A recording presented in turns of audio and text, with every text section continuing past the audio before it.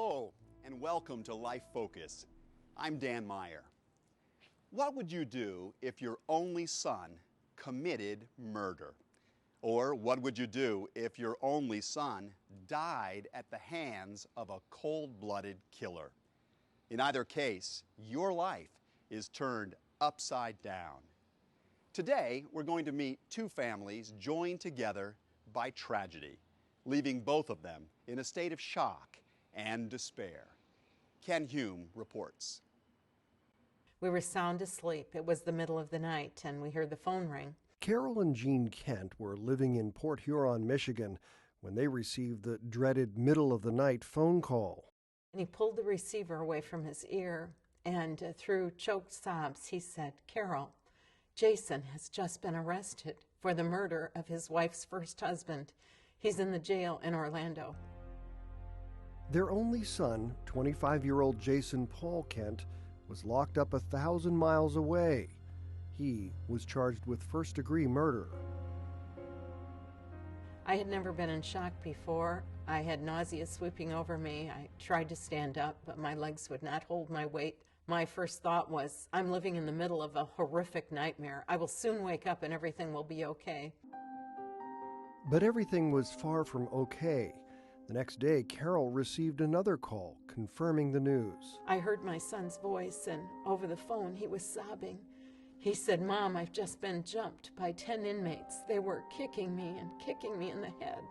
My 2 front teeth have been broken off. I have a cut in my ear. I've been kicked in the eyes. I'm really busted up." At that moment, as a mother, Carol wanted to help her son, but she knew in this situation she was powerless. I just remember sitting at my desk, and I raised my hands palm side up, and I started to pray. I said, "God, help us. We are in such a mess. Please, God, I can't do this. I can't watch my son suffer like this." The Kents flew from their home in Michigan here to Central Florida for what would amount to about a 15-minute visit with their son. It was the first of many such visits. I saw how broken he was, and for a moment, we just looked at each other and wept. Their tears continued as they learned exactly what happened that tragic day. My understanding was that our son had tracked the ex-husband down to a restaurant parking lot on a Sunday afternoon. Jason was waiting for him out there. He had 3 9mm guns. I don't know what happened with whatever words were exchanged, and at that point, Our son had indeed pulled a trigger in a public parking lot, and a man had died. And he shot Doug 8 times in the back as he ran away.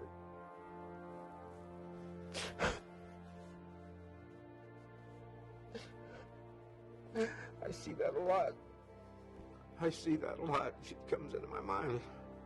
That sweet little boy that used to be in my arms. Having somebody shoot it like that was terrible. he drove around the parking lot a few times, like he couldn't mentally figure out where the exit was. He, though, eventually drove out of the parking lot, and within a few blocks he was stopped by the police and calmly gave up to the police. Jason Paul Kent grew up in a conservative upper-middle-class home. Carol and Jean were proud of Jason, a young, active boy who loved to read, played sports, and was the president of the National Honor Society. I have great memories of my son and times we always had together. We had just all kinds of adventures together.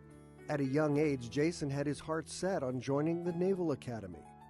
He said, I really believe that I should be involved in military and maybe even in political leadership, and I believe the best place that I could get equipped to do that would be at the United States Naval Academy.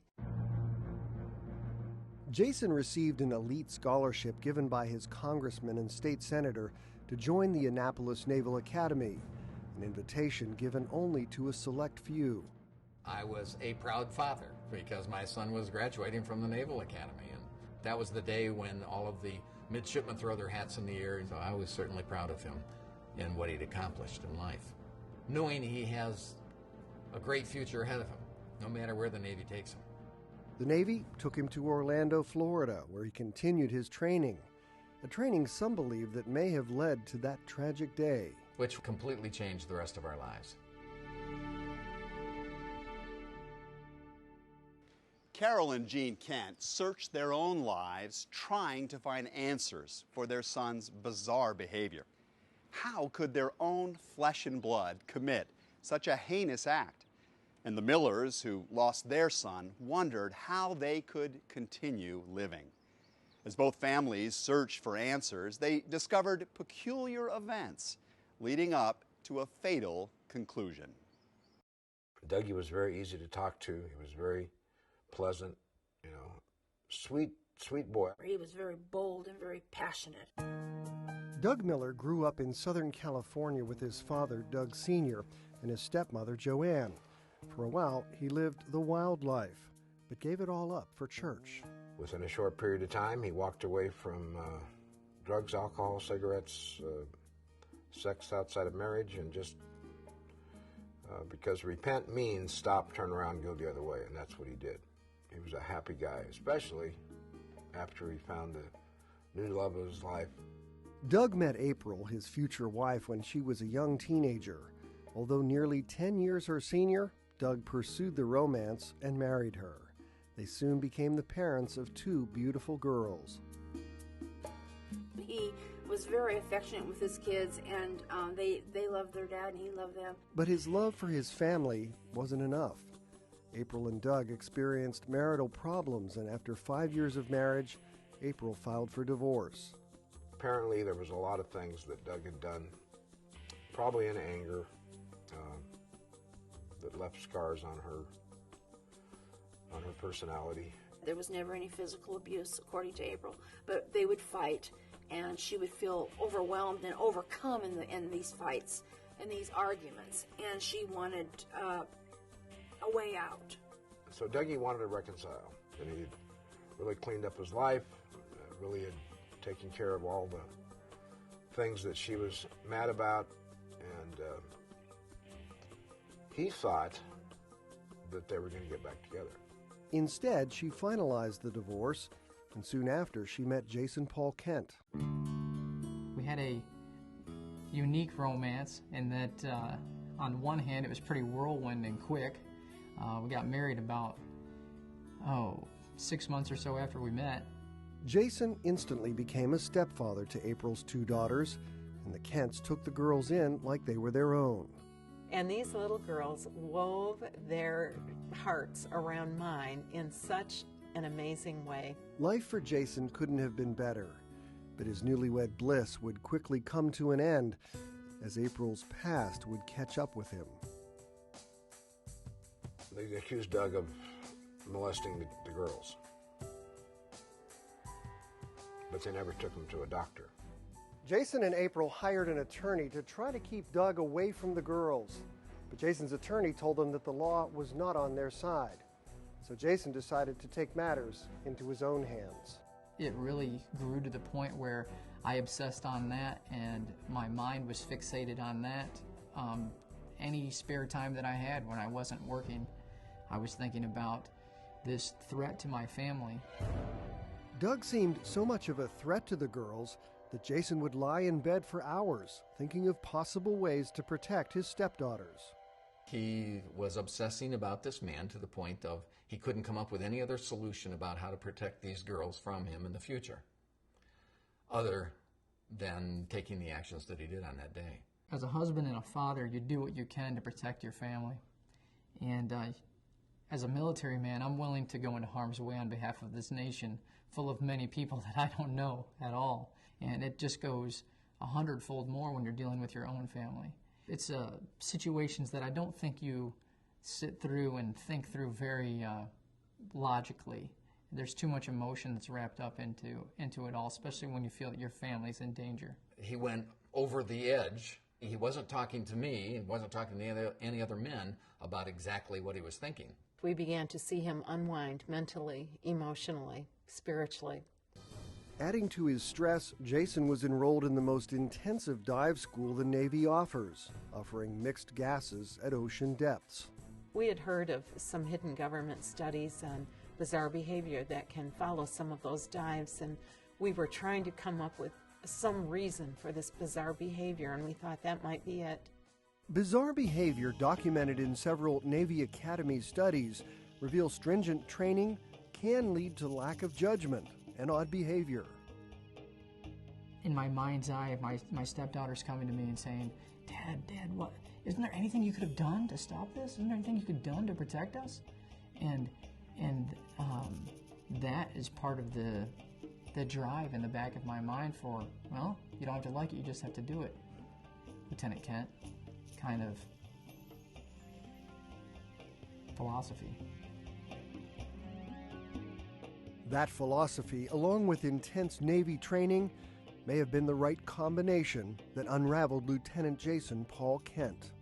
Much of my mind at that time did kind of view it all as a military mission, like we would, like almost like an execution, and very clinical and just robotic almost. While the Kents prepared for the trial, the Millers prepared for their son's memorial. When they gave me Doug's ashes, they must have weighed 20 pounds. And I lost it. I just lost it. That here was my son in this box, 20 pounds of ashes. The Millers spread the ashes of their beloved son Doug at his favorite place, San Clemente. And we took the ashes out to the end of the pier, and I took the box and opened it up and let his ashes flutter into the sea. And it was pretty hard to see. But that was the remnants of a beautiful son.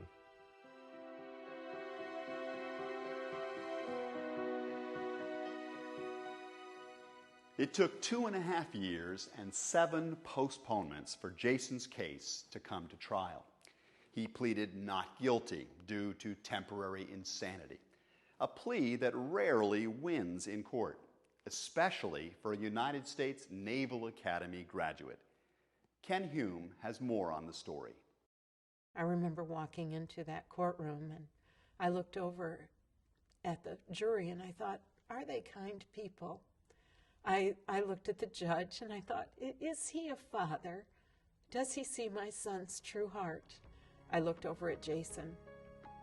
When our eyes met, I just mouthed, I love you, son. And he mouthed it back. Prosecutors had waived the possibility of the death penalty in Jason's case. But for Jason and his family, the alternative seemed just as grim. Life in prison without the possibility of parole. In prison vernacular, that's called a toe tag sentence. It means you will never again leave a Florida State Penitentiary until you are dead on a slab with a tag on your toe. It is forever. The jury found him guilty of first-degree murder. I have never grieved so much in my life as I watched my son be put back in handcuffs and a waist chain.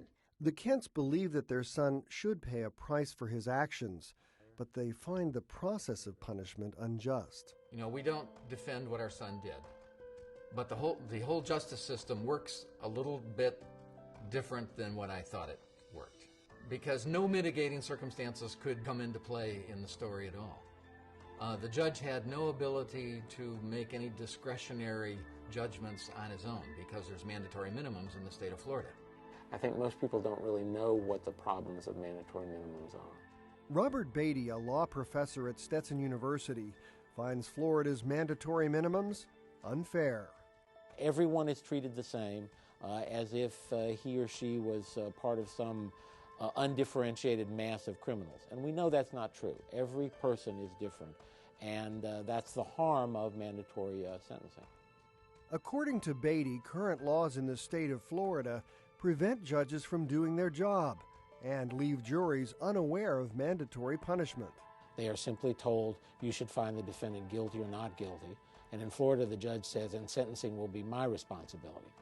Well, with a mandatory minimum, it's actually not the judge's responsibility. The legislature has already said this is the sentence that the defendant is going to get, and he can't get anything less than that. But less of a punishment is what Jason may have received if the crime he committed took place in another state, one without mandatory minimums. The judge could have considered all of these factors with regard to his background, his upbringing, his mental state at the time of the commission of the crime, what he thought was going on, even though it may not have been true. It may or may not have made a difference, but it could have been considered by the judge.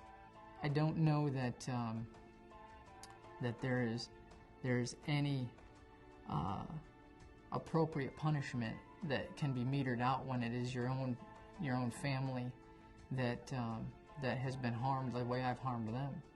But to forfeit the rest of a man's life, I believe punishment should be heavy. It should be onerous.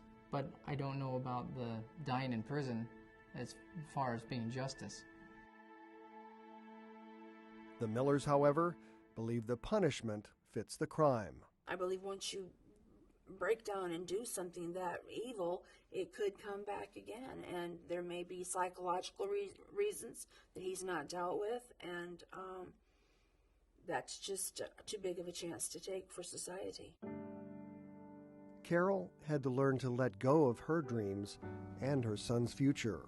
I once again just prayed and I said, God, I don't know how to fix this. I don't know how in the world we can make something good out of this. Oh, I am so afraid for my son's future. Lord, I relinquish to you all of my expectations about what I thought our lives would be like. Help us. Please help us. Knowing that their son would spend the rest of his life behind bars, the Kents sold their house in Michigan and moved here to Florida. It's just one of the many adjustments that they've had to make as well. It's something Carol calls her new kind of normal.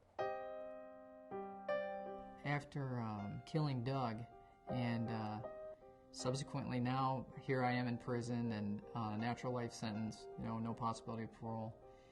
You give a lot of more opportunities to sit back and see, what have you done? And I never in my wildest imagination thought that I would be a tool of so much pain in so many different people's lives.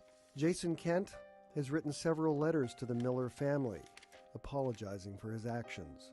There were methods that this could have been addressed through the court system, but I usurped those powers and I took those on my own, and that was wrong, and I shouldn't have. Dear Mr. Miller, I am sorry that I killed your son. The forgiveness part of it did not come automatically or immediately. It took work. I know my apology does nothing to repair the damage I have wrought. I just knew that for this family to survive, there had to be forgiveness, that we couldn't stay in a state of anger, that we would destroy ourselves from within. I have brought loss on an immense scale into your home. I think she was the first one that said, Jason, we forgive you. And it blew my mind. Because I knew that if she said that I could also forgive him. And that was kind of the starting point. I wish there is something that could possibly be done to try to ameliorate their pain and the sorrow that I've made, the nightmare that I brought to their lives. And if there was a way that I could do that, I'd like to do that. Although a life without parole sentence is Jason's reality, he still finds living every day in prison difficult to comprehend. It's hard to believe that you are seen as that much of a threat, to society, or that the punishment is that great. But so often you just take it 1 hour at a time, and if that's too much, sometimes you take it 1 minute at a time. And for this couple, hard justice and concrete walls have actually softened their hearts. You just don't get through life without having pain. And to learn from it and to grow with it is important. because it helps you in all of the other relationships that you have in life. Over time, both families have learned to live with the loss of a son. Dougie comes to mind from time to time. Wish he was there, but in a lot of aspects, I think he is there. I feel sometimes that he's looking down with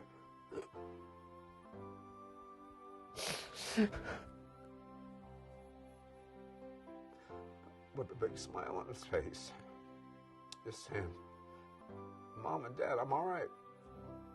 I'm okay. Don't worry about me. You know, I'm in a better place."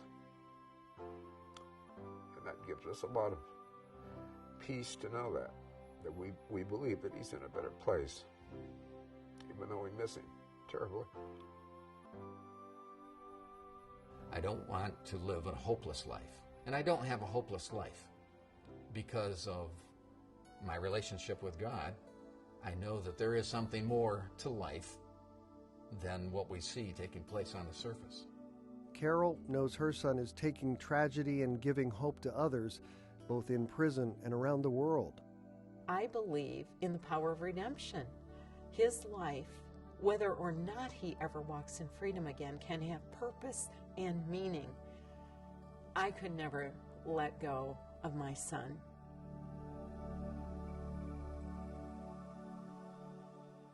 Jean and Carol have filed appeals, all of which have been denied. Short of a miracle, their son will never step foot outside of prison.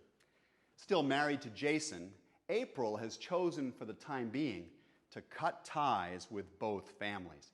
But the Kents and the Millers say that they would like to reestablish the relationship with her and their grandchildren. Through this ordeal, both families have learned that life cannot be forced to meet our expectations. When tragedy hits, we must adjust to what Carol Kent calls a new kind of normal. The Millers do this by remembering their son and learning to forgive. And the Kents hold on to hope. That's all for today's edition of Life Focus. I'm Dan Meyer. Thanks for watching. We'll see you again next time.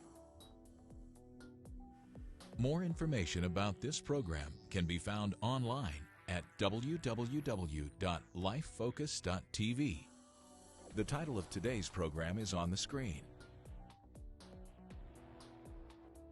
I am now living in a new kind of normal. And my new kind of normal means on every Saturday and Sunday when I'm home, I'm going to be visiting my son at a correctional institution behind the razor wire. And that is not a life sentence for me. That is an opportunity for me. Do we really know that he's going to spend the rest of his life in prison? We're going to visit him that way for the rest of our lives until we die? I don't know. There's often some corner of my mind I think something's going to happen at some point where he gets out.